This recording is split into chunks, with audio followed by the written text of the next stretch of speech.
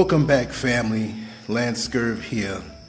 I am way past my bedtime, but I had a few thoughts that I wanted to share. I was out all day, hustle and bustle.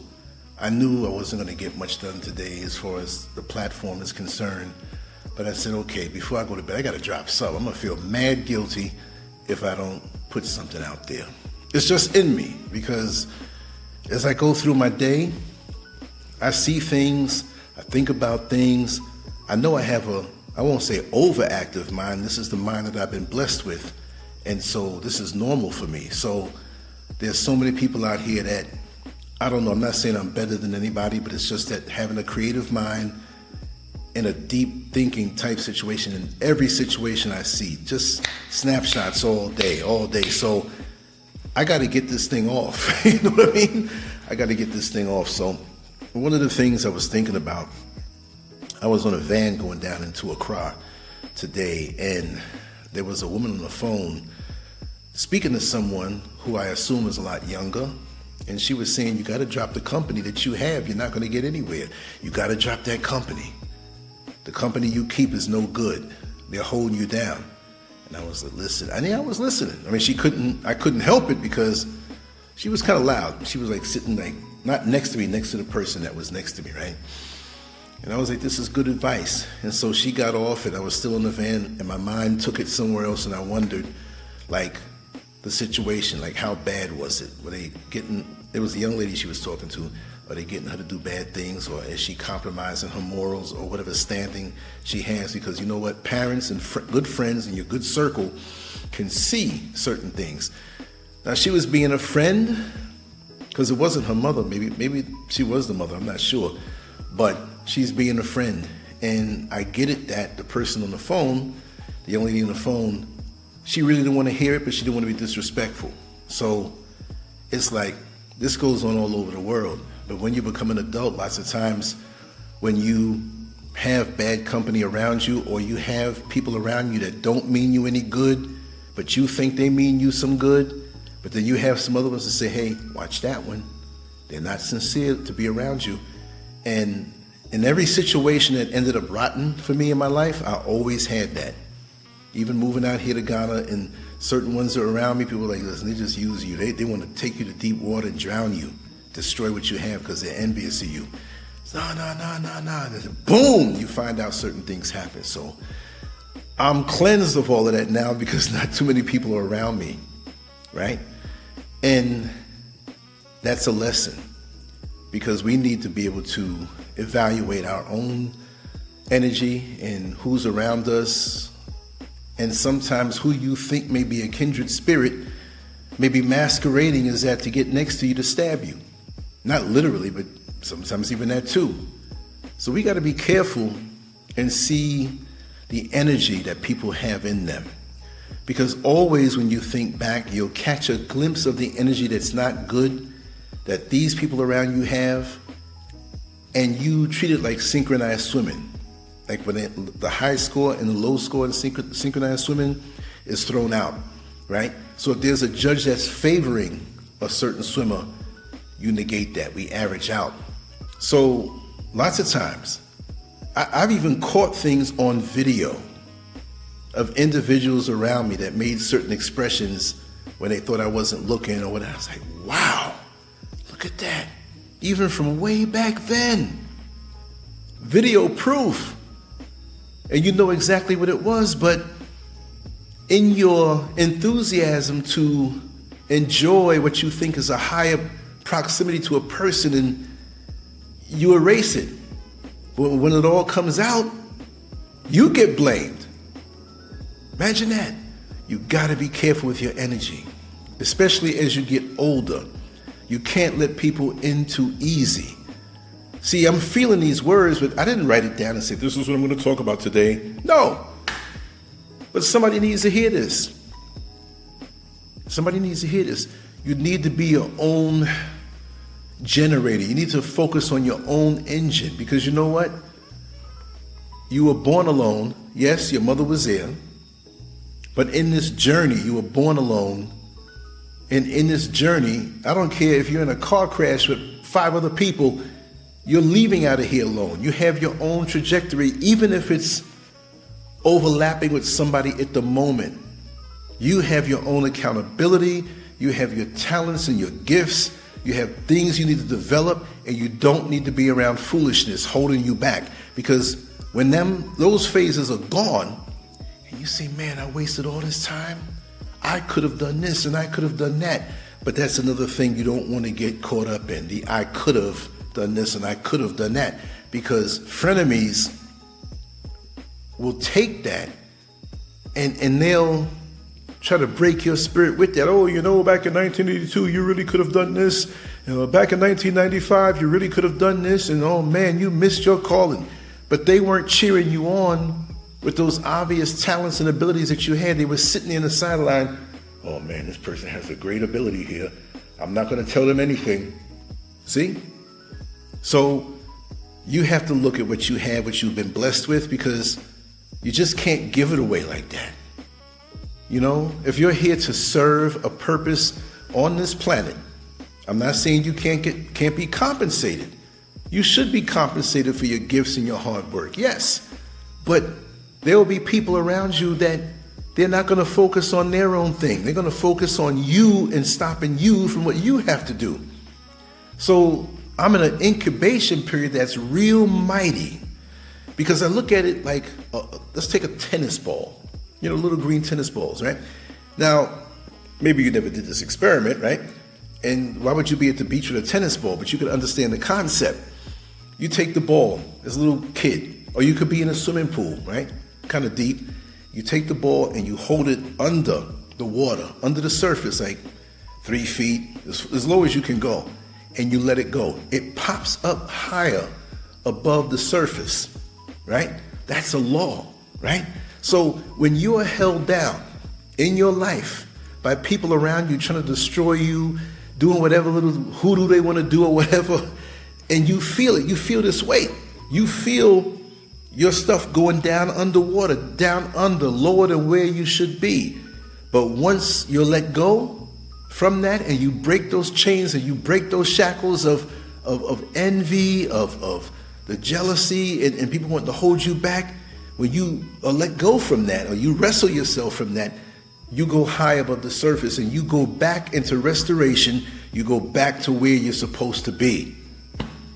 I'm living proof of that, and I know that. And I've been through different phases with that. But just be careful. You don't have to go through that all the time. So make sure, I'm a ghost. In real life, I'm a ghost. It's like a sighting. Look, there's Lance. Because I got something to do. I'd rather be at home, in my house, like a cell phone that's sitting on its charger. And once it gets power all night, it's 100%. When I leave out, you might get a few bit of the percent of my power. The world, when I get back, I'm back on my charger. So if you see me not do a lot of stuff during the day as far as content, whatever, it's because I'm out doing other stuff. That's important to the construction of this home or the betterment of my life. But watch people's energy, because see, that's all I do now. I'm so hypersensitive in a good way, on a spiritual level, from being at home in my sanctuary. I can walk around any way I want. I can eat when I want. I can go outside on I can go outside and not have to go outside off the property. I can go chill out on one of my private balconies and just chill. That's why we took so much and built it this way. Privacy. Allow me to manifest what's inside of me, because I do listen to that voice. Today when I went out, and I said this before, I had plans to go A, B, and C. I mean, you wouldn't know the names of where I was going, right? But I was going to hit this one place first. This, I had enough time. This place second, B, and C, the third place. And I opened myself up as I was on my way down. I said, okay, we can say God, we can say the universe, we can say whatever. I say it's God, the guidance, and it's from within.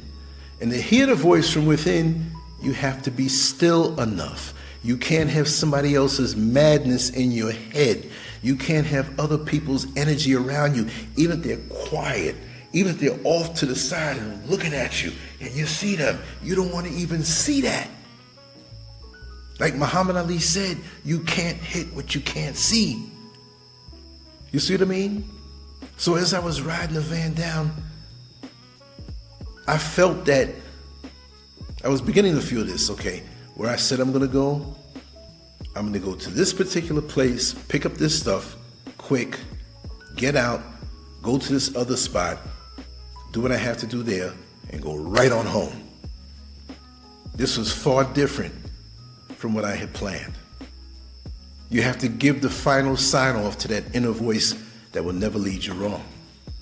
But if you have gossip in your ear, if you got babble in your ear, you can't hear the voice, because now these earthly distractions are taken away from your focus of what you need to do. In boxing, and I always refer to the sport of boxing, you can't have too many cornermen in your corner between rounds giving you 10 different bits of instruction. Within 60 seconds, you're going out there confused. You have to listen to the one voice, and they have secondary voices that will speak to the chief voice, the main one that you're supposed to listen to, but it comes out of that one mouth. And that one mouth is your creator, your designer, the whatever, the divine power, the most high. We call it different things. I'm not going to argue about that. But this is why I do have successful days getting a lot of things done. Because Uncle Lance, Brother Scurv, whatever you want to call me, I gets it done. See, I said it ironically. I gets it done, right? But that's very important, because it's that little bit that takes you away. Because, you pretty much have to be 100% to be able to hear. Because when you walk out of your door, it's nothing but distractions, right? And the other example that I've used before is like that $5 or that $2.50 thing that comes out of your account to pay for something that you purchased on a whim. You said, this doesn't cost too much. I can deal with $2.50. No problem. But that might be the very thing that if your checking account is low and you got something big coming out of it, it might make you go and make everything bounce. The little things that add up, the little distractions that add up, right? You don't see it right away. If you have a rocket, right, that's aimed, it is launching pad, and they control it moving around. But once it gets into space and right in front of it, many miles, right? If something was to knock it off just a little bit, it's going off. But if it stays on course, it goes where it's supposed to go. But if it's knocked off a little bit down the line, it's way away from where it should be. Let me ask you, honestly, and this is not to make you panic or make you feel bad, because my answer pretty much might be like everybody else. But your life the way it is now, is it really where it should be? The destiny that you have, and I say have, I don't say had, because many people, I could have been this and I could have been that. No, I will be that. If my God wants me to be this, and I'm obedient to the discipline that's necessary to manifest this thing, I will be this, because you have a lot of couch potatoes in your life that sit there and throw these things at you like, well, yeah, you could have been this and you could have been that. And what are you supposed to do? Sulk? Yeah, I could have been, I blew it. No, you're here, you're in life, you always got a shot to get where you're supposed to go. Like I said the other day on the other video, if you're supposed to get off at exit 12 and it's blocked up with an accident, you can get off at exit 13 and find your way right to exit, or right to the destination off at exit 13, right? And see, are you really lost sometime? Because sometimes we can feel that way. I'm just rolling with this. Something's making me say this, but sometimes you can feel lost if you look at your plan exactly how it should have been. But look, how many times have you drove in a car, took a train, got off at the wrong stop, maybe got off, looked around? It's always when you were lost that you found something valuable in your life that you needed or wanted to see. And what do I mean by that? Many times driving around in Orlando, Florida, New York City, especially New York. New York is so intense. I would be going somewhere and have an address and miss the street, but then I would see maybe an establishment that I needed for a certain tool, a certain type of pencil, dealing with artwork, or something that I needed. Maybe something that I liked. Maybe I found a new sushi restaurant that had better quality sushi, or you can eat at a better price. So even when you're feeling lost in your life, you still have to move forward. You can't sit there and sulk, and you can't let people make you sit there in one spot and pointing at you. And you're sulking, yeah, I could have been this and I could have been that. Yeah, you could. They're whipping you with this. They're not your friends. You think they're giving you, yeah, well, he told me I could have been this and I could have been that. They were silent when that time was there and the window of opportunity was really high or open far. They didn't say anything. But now they think you're past the point, and now they want to tell you how good you were and how good you could have been. And when you answer them and say, listen, well, it's still on my plans. I'm going to do this. I know I have this in me, right? Then they're, oh, look at him. He's too full of himself. Oh, see, he said he knows. Well, you were just saying it. You were just saying it. So I'm on my own timetable. I know what I have to do. I know what's inside of me. There's nothing around me right now taken away from me. It's just like when you're training for something, when you're focusing on something, you don't need 50 million voices around you taking you off course. A man is most dangerous, and this includes women. When I say man in my videos, I mean women too, right? A man is most dangerous when he is in complete solitude. Solitude doesn't mean loneliness. Solitude doesn't mean, you're isolated. You embrace solitude, and it's just an automatic thing that the cream inside of you rises to the top in that stillness. You don't have all of these, I don't have to grab on I don't have to have an entourage around me. And if people are around me, they must have something they're going after, even if it's something different, because they will hear their own voice, because I'm so busy and focused on hearing my own voice. And yes, we can converse, right? We can talk, because now we're both about something. But if you're not about something, you sitting here on the sidelines just throwing things at me all day, things to mess with this, you will not get in this, especially when you're a proven product. It's like when they faked the hijacking of my channel, and then later on said it was community guideline strike. It was YouTube all along. But did I? People, what are you gonna do? What are you gonna do? I am me. I did this. And guess what? I'm not missing a beat, and I'm doing it better. You gotta keep swinging, and you gotta be prepared. There is no destination with creativity where, oh, I'm done. You go according to feel. Look at one good example of that is look at Michael Jackson. As revered as he has been, rest in peace, brother, all over the world from the age of 5. And they brought up these false allegations of him doing stuff with children. That little boy, that's a blur to me now. And he went through it.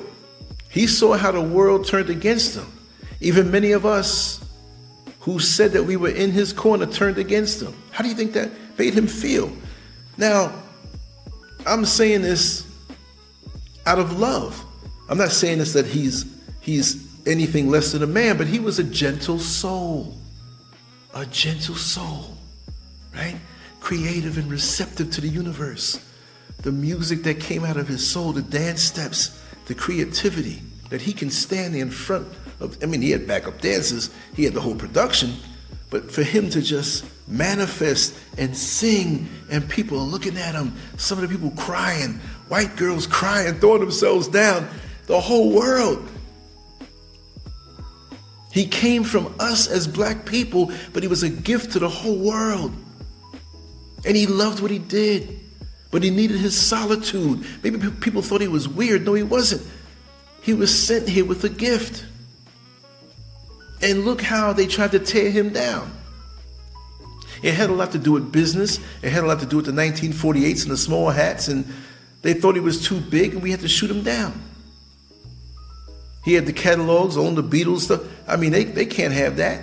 He's a shrewd businessman too. You see a butterfly fly by, and it's gentle, but it's beautiful, and it has a purpose.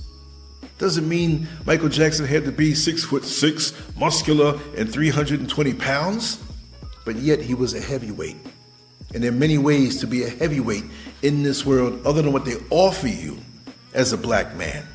You don't just have to be a basketball player. You just don't have to be a rapper. You don't just have to be a fighter, whatever style of fighting. If you do, fine, be the best at what you do. But you have so many more options of what the world offers to you. You see what I mean? So, what can I say? It's a lot that you have to focus on to not be distracted, because the older chronologically you get, you should be going higher, and the stakes are higher, and the higher you go, the harder the fall. You see, in the beginning, you're an amusement to people. Oh, yeah, you're good with this. When you start going higher and getting better, and the world starts to acknowledge you, people are going to have feelings for that, and it's going to change. And the other thing is, whatever you do, be yourself. See, the way I talk now, anybody who knows me, even if I never saw you face to face and you call me on the phone and we talk, it is what it is. It's like, well, you sound the way you do in the videos, because this is me. I got to check my time here. Let me see now. Let me see how much time I got left. I don't want to cut this short, but I got this camera setting that if I made it on the less setting, it'd be more fuzzy. It wouldn't be out of focus. It just wouldn't be as clear. And I have clearer settings, but it would go fast. So I'm just checking the time that I have left. But yeah. And the talents and abilities that you have as you cultivate it, protect them. Whatever it may be. You might be a great mathematician. You might be a person who does masonry work great. The world's going to see it after a while, but when you learn your craft, you protect it like a baby, right? Woman conceives. So the first month, sometimes she doesn't even know she's pregnant until she doesn't see her friend come around, right? And you know what I mean by friend. And then she knows, and it still takes another 8 months. If it was a month before she found out, it still takes another 8 months. It's not something that springs up on you. So you don't have to tell everybody. When the baby comes, you protect the baby from all these germs and all these hands and all these spirits, right? I have a lot of experience with that. I've seen how people can act when you have a child, and they fighting to get around that child. Some mean good, but let it take a little time, that they can be around your spirit and your feel, instead of having all of these different energies that you may know some for sure, and it's okay with those that you know for sure, but you just say, I want to see the baby. Now, I'm not just talking about babies, I'm talking about your talents and your abilities and your intentions. Sometimes and oftentimes, you keep your intentions to yourself. You can't hit what you can't see. I might title this that. You can't hit what you can't see. Only when it's taken root and it's been established and you have momentum, that's when you could reveal it to the world. But other than that, no. No. Protect yourself at all times. And no matter what, you have to protect yourself. Today, I wanted to come back quick because I've been enjoying so much solitude that, like I said in the beginning of this video, I was hyper sensitive to all the energies around me. I'm seeing too much. Like the floodgates were open, because now I'm so focused and honed when alone. And I have a lot of stuff to do here tomorrow. I will be home all day, and I'll be dropping content as it feels. I'll drop a little 30 minutes here, a little hour there, do my work, whatever. I want to drop at least 3 things tomorrow, right? That's what's going to happen. That's my projection. I may wake up in the Holy Spirit, God, the universe, the Creator, Most High. You're going to do 5 short ones. I want to do 2 long ones. I'll go with the flow, but that's my intention, right? But today, I saw everything. I saw the woman walking with the man. The man thinks the woman's in love with him, but she really wants his money. I saw that. I could see that. I saw this woman over here who has a husband that doesn't really take care of the children. And there's some daughters that are coming up and developing, and she's concerned about the other men who are flying around their life like sharks. I'm seeing all of this stuff. I'm looking at this, older woman on the van look at this younger woman who was well-shaped and young and beautiful, envious, because she's not that anymore. She's older. She's not. Some people can't let go and evolve into the next phase of life. I saw so much coming at me. I'm just sitting here, dum-dum-dum-dum, just looking. Not looking for anything, but letting it come to me. Like when you go fishing. You don't go unless you're out on the boat's moving, you don't run along the side of the water with the fishing rod thinking that the hook is just going to grab somebody's. No, it doesn't work that way. You set it out there, let the hook sit with the worm on it, and eventually something's going to bite. So I don't aggressively look for topics. And I mean, it's easy to, like most people do. If something happens in the world, you can talk about it. Right? What do you think? What's your opinion? When I do these from the soul, from the heart, it's got to come from the inside, no matter what's going on. It can be World War III right now, but if I don't want to talk about that, I'm going to talk about something from the inside. But if it's World War III, I will mention some things about it, right?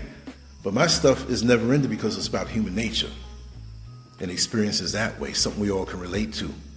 But this is a good thing, though, where you can go out into the world and see much. It's a wonderful thing, right? But it was a shock to me because I didn't realize how much of a zone that I was in. I said, I gotta put some blinders on. I'm seeing too much. I'm seeing too much of human nature. I'm feeling people. The quick glance that one man gives to another man who's well-dressed and he's envious on how well-dressed he is, right? That same man who is well-dressed and being looked at in jealousy by this other man, he's looking at me like, how's this joker so confident and he's got shorts and a t-shirt and Crocs on? My confidence doesn't come from the external, my confidence comes from the inside and the experiences that I've had, which tells me I'm a proven product. I'm just saying it as a figure of speech. I'm not a product, I'm a human being. But when you know what you've been through and what you've created, even if the creation is taken away, you know it's in you, and the world that you know or knew knows what's in you. You just stay on course, stay on course. You will have little potholes that you drop in symbolically, you're not a car. Obstacles, detours, but keep throwing punches, keep throwing punches. Like my friend Brother Sean, who I used to work with, very close to him, younger than me a little bit, great man. He was about 10, maybe like 15 years old, younger than me. But the brother had so much wisdom. Rest in peace, Brother Sean. I was so much in shock when I got the phone call from his brother. The brother was full of life. He was going through a few things, but nothing to just, I think it was some kind of health problem or something. You know what I mean? I didn't really find out. I didn't dig and, what was it? I got to know. No. If that was his wish, I'll abide by it. But I was about to do a video, and that's when I got the call, and I still did the video, and I was trying to fight back tears. And in the video, as I was speaking, I said, hey, I got to tell you what's going on. Because Brother Sean was on a couple of times, audio, and I think it was video at one time. I lost one of those videos. But at least we have that. I'm going to find that. I put it up now on this new channel, but I have to highlight it and get the link and put it up there when you hear how he speaks and whatnot. And I learned a lot from him. So it doesn't mean you have to be, or if a person's younger than you, that you can't learn from them. There's a lot of youngers that are my elders. They're younger as far as the chronological age, but they're an elder to me because of the wisdom they possess, especially when it's a focused wisdom in a certain area of expertise. You can't put your nose up and be too high where, oh, I can't learn anything from this person. You can overhear. I'm not saying this like I'm calling somebody an idiot. I'm just saying this as a figure of speech. You can hear an idiot say something, and he may not or she may not know exactly what they're saying, but that's the answer to your dilemma or your challenge. So you can't cut your ears off from everybody. You don't let everything in. You don't take every bit of babbling as something serious, right? But you weigh it out, and you keep the good and you get rid of the rest. If you don't do that, you'll be so laden down with stuff thrown at you, because so many people want to give you advice. They want to purposely give you advice, and some may mean well, but from your perspective where you stand, it may not be something that's valuable to you. Maybe it's something you need to put on the shelf for later on. Because there's things that I have open questions about. There are topics that I want to speak about, but I'm not equipped to do so because I have not done the research or have the experience for it. So I'm not going to sit up here and try to sound smart on something I don't know. But I will listen to everything, but I'm not going to absorb everything, because there's something in me that tells me, okay, this is a valuable piece or a nugget of wisdom that will be a connecting part to a puzzle. It'll be a missing piece of a puzzle that I have yet to solve, that I don't have on my plate in front of me right now. That's life. You better take the wisdom that comes your way as valuable, hold on to it, put it on the shelf, because later on you'll be able to use it. You see what I mean? It's like when you find a tool, some strange looking tool. You know, I can't use this, let me throw it away. Then comes the time you have a project in your home or something you have to do. You might be into sewing, you might be into whatever. And you go to get this tool that's expensive, and you look at it, you say, oh my God, this is the tool I threw away. This thing costs $300. So when you don't know, put it on the shelf. You never know, you might need that. You just don't know it yet, right? But the main thing is to keep your mind focused to reach your goals. You have to be very clear on them. And you have to be open for the inner voice to guide you in maybe a slightly different way than you thought, because you can't see what that inner voice can see. Again, I've used this before. You're a little 5-year-old at a park concert, right? You're there with your uncle, your father, your mama, whoever, right? Your brother. And all you see at 5 years old standing there is nothing but butts. You can't see anything. You can hear the music until that person who brought you picks you up and puts you on their shoulders, and now you can see. So that person who picked you up and put you on the shoulders is comparable to that inner voice that sees all, that's coming from a different place. So now you can see. So you can't describe anything about that concert until you saw it for yourself. That's the same way you can't speak on experiences that you've never experienced until you experience it yourself. So that's why, as much as you may learn and as much wisdom as you accrue in this lifetime, don't get too high and mighty about it, right? Even when you're helping someone else in a certain area of their life that they may not have any knowledge of, don't get too high off of that. Just because they give you praise and appreciation, accept it, but don't let that get to your head, right? Don't let it go to your head now, right? Like the song goes. Don't let it get to your head, because you have yet to learn even more. You might know a little bit more than them at that particular point, but always submit to wisdom from people who know a little bit more than you. That's how you climb that ladder of wisdom and experience and making yourself better. But there's always, look at the planet Earth. Just a dot on the map. Not on the map, but in the universe. Just a dot, a speck of dust. A speck of dust. There are wars going on. People that are territorial, egos, greed. People just on this little piece of dust that is so insignificant when you compare it to the whole universe. We down here battling, mad, jealous, envious, upset, seeking validation. All of this crazy stuff we got going on for such a short time. If you want to look at the chronological time, such a short time. And we wasting that time on this insignificant, I'm not going to say it's insignificant, but when you compare it to the vastness of the universe, it is insignificant. This is why I don't want certain people around me or the little time I have left in this world. No. Some folks may think I don't like them, but I know what's inside of you. I can't get down. I'm not going to be nice and have you in my world and you turn on me. No, I've had enough of that. I know you're going to turn on me if I let you in. Someone's knocking at my door. Somebody's ringing the bell. Do me a favor, open the door and tell them they can't come in until my spirit is right with them. Right? No, you listen to your gut. I'm not just talking about when you want to eat something. You have to eat intelligently, but you listen to your gut and your heart when it comes to these situations. Because as insignificant as the planet Earth is, as big as it is to us, you're not going to walk around the planet Earth. Hell, it's so long to fly around the planet Earth in one day or a couple days or whatever. Right? For us, it's vast. But let's really put it into perspective.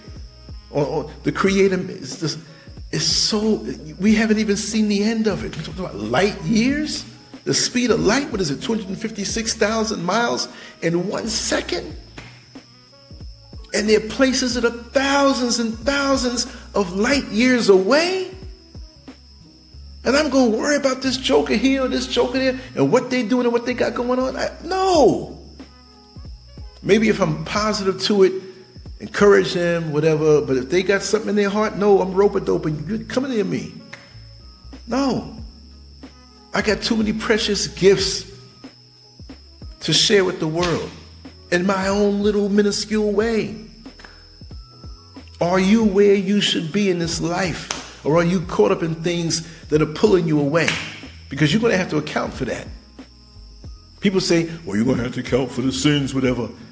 There are sins that people do, I believe, that they're just unaware of and didn't have any intention of, they did this, they did that. Look, I knew better when I was a teenager, but I didn't know the magnitude of some of the things that I allowed to have happen with some of the young ladies. I did a lot of stuff, nothing bad, you know what I mean? But I enjoyed myself, but I didn't understand, and I knew about it, but I didn't really understand about the spiritual wickedness of people, about soul ties. I heard about them, but there's other things going on that felt too good. I wasn't thinking about no soul tie.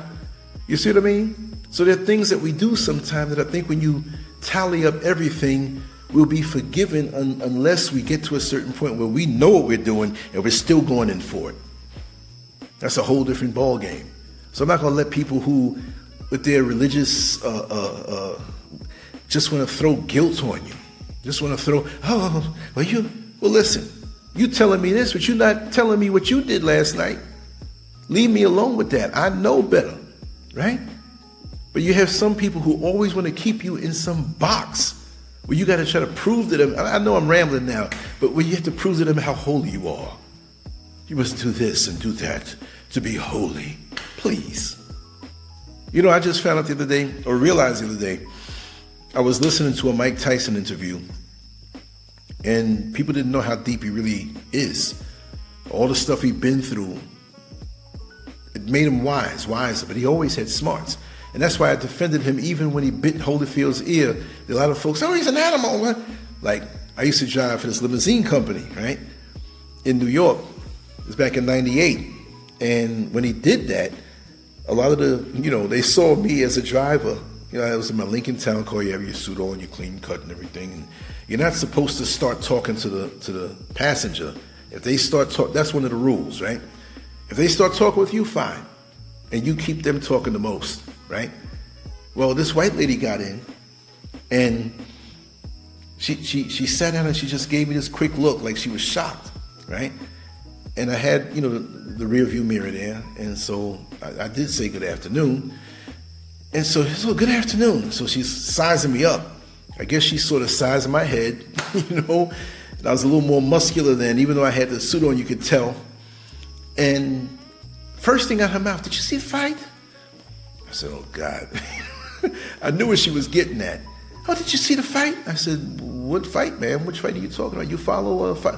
What style of fighting are you talking about? I had to bring her back out to make her come back in. Oh, the Mike Tyson fight. When that animal bit Holyfield's ear. Why couldn't he be like Holyfield? A Christian and mannerable and, just living a clean life. You know what I mean? So I said, yeah, I saw the fight.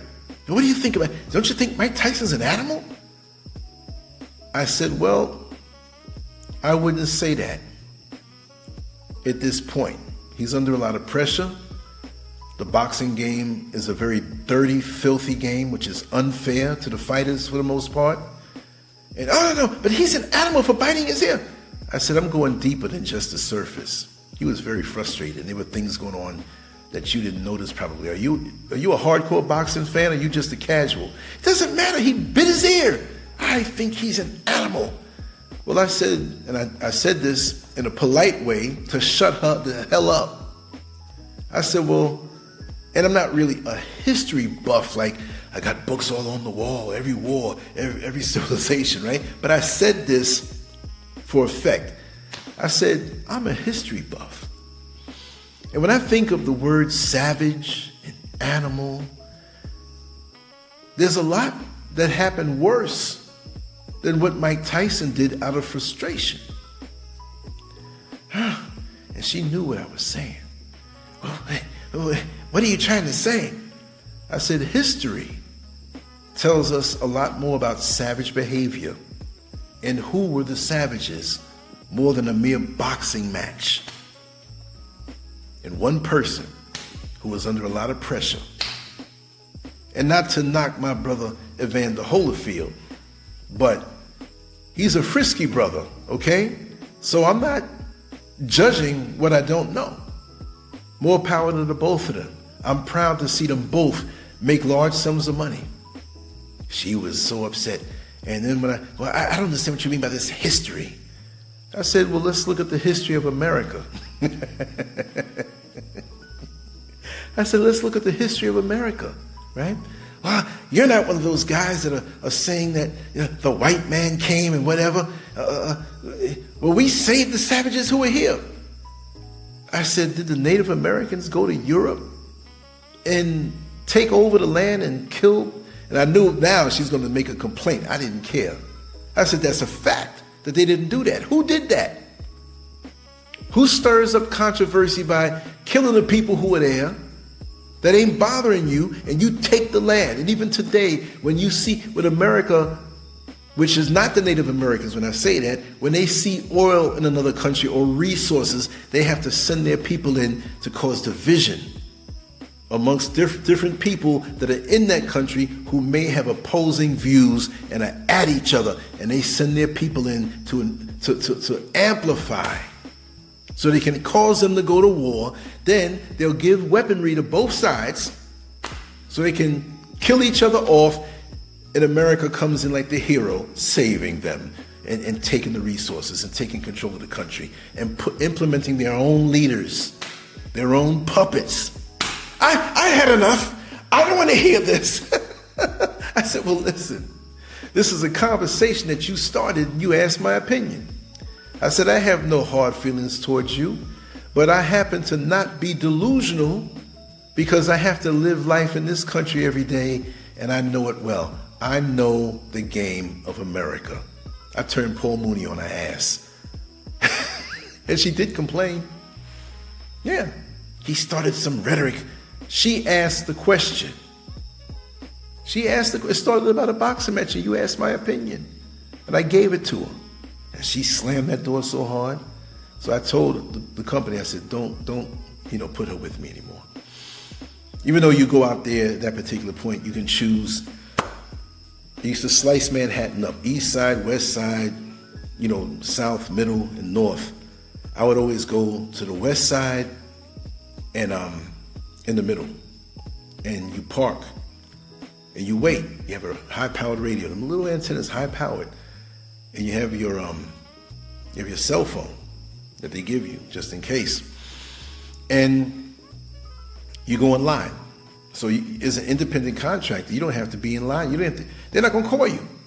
You have to make your money. So I would go and drive out to the city. And when you're in place, you call into your base or your radio into your base. You give your number, and I'm on Manhattan West, Midtown. You chill. You want to park up somewhere, and you wait sometime an hour or two, but you might get a call. I'm just sticking this in there just out of interest, right? We're hanging out. You might just get a call to Philadelphia to go take somebody from Midtown Manhattan to Philadelphia, because these are all executives. So you do either early morning want to work or the sweet time 4, 5, 6, 7, because these people will still call you even if they're not at their job, because these are accounts. And they might go for sushi, they may go for a few drinks, and they still contact the company because they have an account, and you can get home. But you don't get you don't get money, you get a voucher. If the run is $200, $150, whatever, sometimes you get short runs. You do them and you hurry back and get back in position. You may get a short run that might be $30. I'm not saying it will be that. It's always usually a little more, but you keep doing your runs all day. So that too, that phase of my life also, in addition to driving the commuter vans in Queens, I got so much stories to tell, human nature.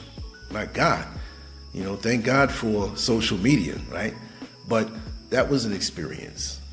That was an experience. I've taken around some celebrities and different CEOs of certain companies that you wouldn't know their name because they're not out in front, but they're running certain companies. And some of them do tell you, they talk to you, and they'll give you advice, and you learn a lot. There was this one guy who had a residence in Texas, one in New York, and I think one somewhere in California. And he was a regular dressing guy, and I took him around a couple of times. We got into some interesting conversations, not like with the young lady there who wanted to call Mike Tyson an animal, right? I don't condone it, but that's fighting. That's a mentality. That's you're hyped up. You become a killing machine. You become that state of mind, And on that note, I will say, I have a little more time than I can speak, but on that note, you don't know what state of mind people are in out here. And I don't care how big they are, how gruesome and intimidating they look. They could be somebody small, it could be a little person, whatever. You don't know the state of mind that people are in. You don't know. Don't try people. A lot of folks bluff, but don't try them. Because there were certain times in my life when I didn't walk around with a chip on my shoulder, but I was not to be tried. And I'm glad that I didn't walk around like that all the time, but certain factors in my life got me to that point because I'm a very intense person, right? And there's certain things that I never really put out there that I was ready to do by what was done to me, especially with those police officers, but I have very close friends of mine who are police officers, so I can't think that all of them are bad. The night that I was beat by those 11 cops, it took me into a place, into a zone where if it was the right circumstances, I probably would be locked up for doing something to some of them. Because I was harassed after that and all that stuff. I don't even want to go there right now in the conversation, but I understand what it's like to be on the edge of madness. And I know if I can be that way, as loving and gentle and kind as I am, you don't know. So be careful. Be careful out there. But I'm going to wrap this down. I'm going to do more of my against the wall, off the wall, like Michael Jackson, off the wall, right? A lot of folks, I like when you talk and you just ramble off the wall. I said, okay, we'll do that. Then I'll go over to the other side there, my little stripes, or I want to put another coat of the green screen. The green, it has to be a specific type of green. I see I need a few more coats, and I'll start doing some stuff with the fancy backgrounds and stuff and everything. Just have my whole experience where I can just poop, hit a button, everything's in place. Create, speak from the soul, because I've been through a lot. I don't know everything. I'm still learning, and thank you to the people who teach me, like Brother Neil Frazier. Monday evening for me, it's later because of the 5 hours difference now with daylight savings time, but it's 8 o'clock in the evening for me, and I think it's 5 on East Coast time, and you can count back from there. Brothers like that, brothers who may not have a show with me, but they send me stuff, or they'll leave a voicemail. Oh, I want to say right now that those who are trying to call me, my phone is out of commission, and I don't want to buy one of these cheap phones or whatever, so I'm going to have something shipped in from the States. So when you call me on the phone, or if you hit me on WhatsApp, I'll get it through the computer and I'll answer you back. Hit me with a voicemail. If you hit me with a text anywhere, I won't be able to call that text or just a number, because I'm never going to pick up right now for the next 2 weeks or so until I get. When you have iPhones out here or some of the Droid phones out here, they're higher in price because lots of times they ship them from other places. So it's a lot too. I'm not paying that amount. I mean, if anybody had a spare phone, you know what I mean? Fine, but you can send me, I'll pay for the charges. But other than that, it's going to be 2 weeks with it because I operate through the phone a lot. So the computer here is what I'm going to do my WhatsApp, and I can talk to you that way.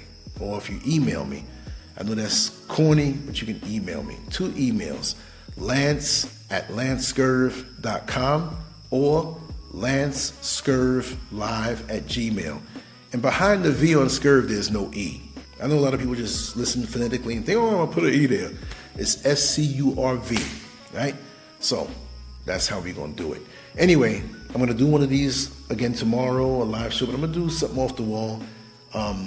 It's more convincing when you can see a person when they're talking. I mean, I talk a lot and do a lot of videos with a banner, but sometimes you're in the mood for this, sometimes you're in the mood for that. So anyway, much love to you all. I hope you understood where I'm coming from. Give me some topics you want me to speak about. I don't care what it is, anything deep, human nature, deep. I'm going to give you some answers from what my experiences have been, because I've had a vast array of experiences. And like I always like to say, I've eaten from every part of the buffet of life. Every little tray. Pain, sorrow, love, happiness, joy, being broke, sometimes having money, whatever. I've experienced it all at this point. So it's my duty to share what I know with those who want to see. Is this mic working both ways? I think it is. Okay, one of the sides went out. I have 2 of them here. Okay, they're still working. I don't know. I'm always checking the technical things that I do so I don't mess up. Anyway, salute to my brothers. Much love to my sisters. LanceScurv out. On to the next one. We're going to have some more fun tomorrow. Just let me know what's up. Peace.